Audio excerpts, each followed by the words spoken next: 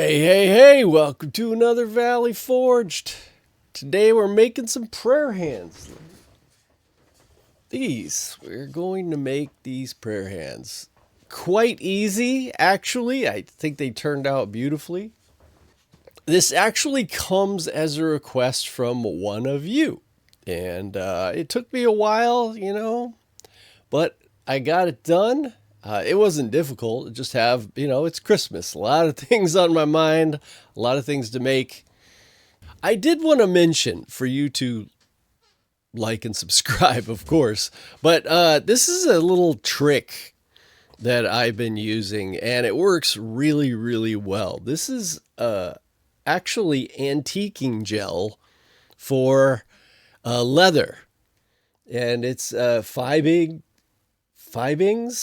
I'll try and post up, where I purchased it. And what I do is I've been using finished wood, right? And so what I can do is after I engrave it out, I can just use a rag and of course put gloves on, and I can just wipe it over this thing and get it deep into all of the engraves and then just wipe it off. I wipe it off the front. And it really, really looks good. I mean, it just makes it so uniform, and the engravings look dark and just perfect. And after using it now, I used it on the Celtic Cross, as you saw in that other video. It's really become a go-to for me. So I'm actually buying different colors of this. I just bought black and it's on its way.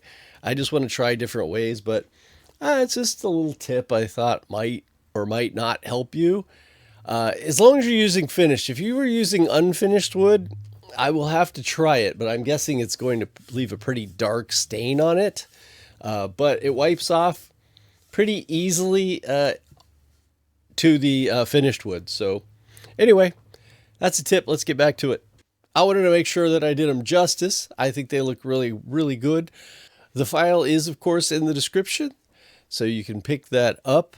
I am using 1/8 inch finished MDF core cherry that I got from Craft Closet. Of course, that link is below. Now, you don't have to use that. There are so many different ways depending on your laser and what is best and easiest for you. You can use the easiest way is just to use 1/4 inch, which I usually would use, but I'm trying to make this accessible for everyone.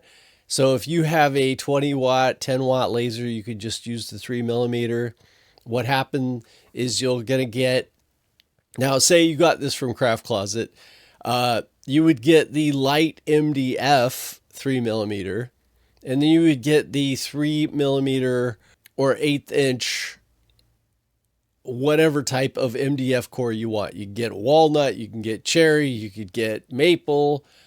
They have all kinds of different things. So just pick whichever one works for you. White oak might look really nice. I just did this in cherry because I knew that it would look great. And there's a technique that I've been using that I wanted to show you. And as far as, and you could, so what you're going to do is you're going to, here, let's just pick up the file real quick. This is how the file will look unless I change it for some reason that's important.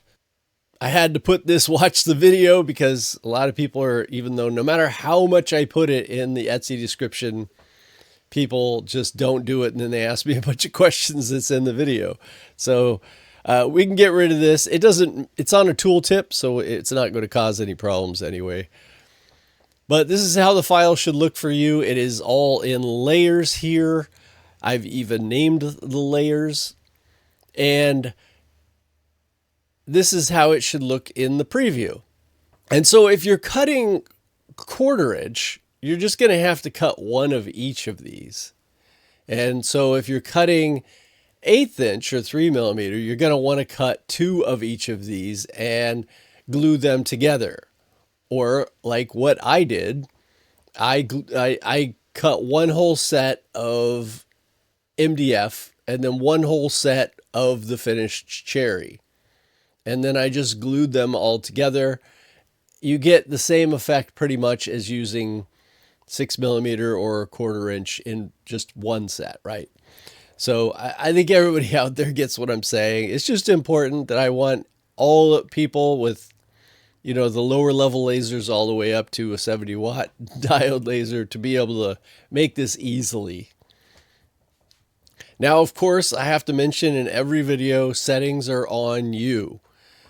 This is something you need to know about your laser, what you can cut, do a cut test, make sure everything is going to cut out fine before you go ahead and make it and waste wood. This is something you just need to know.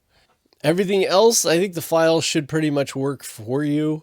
So just, you know, this is in Lightburn, but it will work in XCS or anything else. You could use the SVG or the DXF file or whichever one works proper for your machine. I happen to just love Lightburn. Obviously, I love lasers. When I turn on the machine, it actually just makes me happy. And I have the Rolly Lasermatic XW, the 3010 watt. You know, when I didn't have the XW, just the regular one, it was amazing. But having that extra space is just super cool. So that has become my go-to laser. So of course, link below for that as well. So what we're going to do is we're going to turn on and off the layers as you need them. If you could fit all of this on one piece and just cut it out all together, that's great. If you can't, well, then you can just say turn off this part and only cut the hands. And then you can turn off the hands and just cut this part. Also, you can make this bottom base size any size you want. It works just fine the way it is, but hey, maybe it's a little more impressive if you make this base a little bigger. All you'd have to do is make it whatever size you want to. Keep that green layer the same, and then you would just select this layer, the green layer, and then just hold Shift, select the outside layer, and go up here where you see this target, and that will center everything for you. And we're going to use that again in another part of the video, so it's a good thing to know.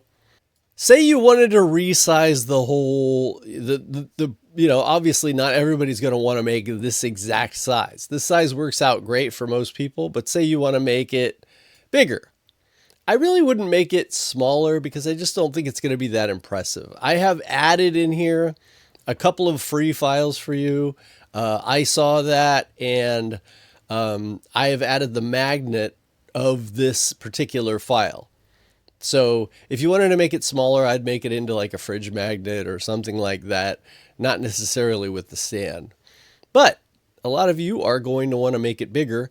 So if you just select everything, and then you can resize it just by grabbing the corner, making it bigger or smaller. So say you wanted to make it all the way as big as you could just do that, and this is going to work just fine. The base will resize with everything. The only thing that's not going to change, that you're going to have to fix, is of course the slot hole. So this slot right here, down here at the bottom, this is going to fit into here, right? I can't know how big this slot is going to be for you because it's got to be as thick as however the thickness of your wood. So you're going to have to measure the thickness of your wood and be able to input that in here. So say I used two exactly 3mm pieces and I glued them together, right? That's going to be 6mm, and that's going to have to be the size, the width of this slot. You're not going to have to change the length of it because it's going to fit perfectly no matter what. But as far as changing the thickness here, you want to make sure that you are in millimeters or whatever measurement you're going to use. You're going to also want to make sure that this little lock here is unchecked. If it is checked, it's both the length and the width are going to change, and you don't want that.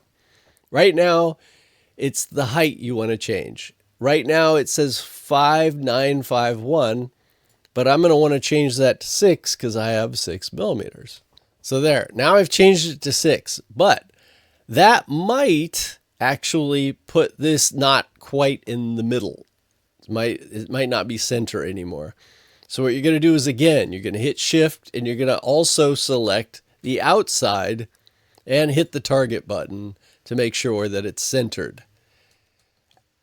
You want to do this after you change the measurement. So now that that's done, this, when I do it in my 2 layers, will perfectly fit into that slot. Now, say you do make a mistake, it happens, and you measure it wrong, or your kerf is the wrong, it just makes it the wrong size. Well, don't remake the whole thing, obviously. All you have to do is resize this to the proper size, this slot, and then just recut this part. So obviously don't glue it together until you have cut this and you have checked to make sure that this will fit into this. Capiche? I guess the sun's coming right in on me. There, I had to fix my shades, but it's still trying to get me, isn't it? So now that you got your slot right and you've cut everything out, all you got to do is glue everything together. And I use Titebond 2 and a foam brush, and that seems to work really, really well for me. And I just used this base, only the outside. So what I really did is just deleted everything else, and I cut this out just in felt. Now I changed the cut settings to like 1200 speed because felt cuts super, super easy. But cut out one of these of felt, and then I just glued that to the bottom. I think it just makes it much, much nicer and feels really good when you set it down. But that's pretty much it. Simple file. I think everybody's going to love it. If you have any problems with the file itself, you can message me in Etsy. If you have any trouble making it or whatever, and you need help, just put a comment below. I would want everybody else to see those problems and how we fix them, and so that we can all help each other, because that's kind of how this works, right? So I hope you love it, and I will see you in the next one. Love y'all.